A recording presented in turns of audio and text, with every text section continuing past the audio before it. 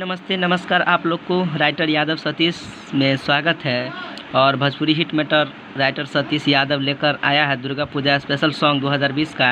और काफ़ी धमाल सॉन्ग है जो पहला मुखड़ा है। धीरे धीरे चढ़े नवराता, माई के होई जागराता, देखता निरोजो हमारा तक के, दे तू दर्शन मैया के।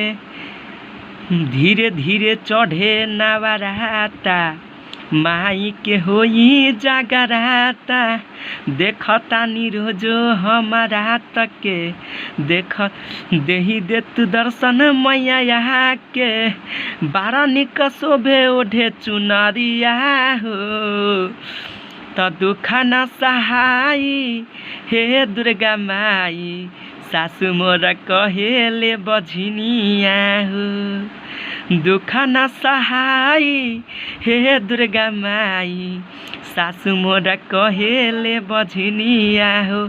भैया अगर किसी भी भाई को वो सॉन्ग चाहिए तो प्लीज़ हमारे नंबर पे कॉल कीजिएगा और हमसे संपर्क कीजिएगा। जो मेरा नंबर आप लोग को तो दिया ही जाएगा जब। और ठीक है, और पहले मुखड़ा में तैयार किया हूँ और अच्छा लगे तो बोलिएगा, हम पूरा कर देंगे गाना। बस भाई, बाय बाय।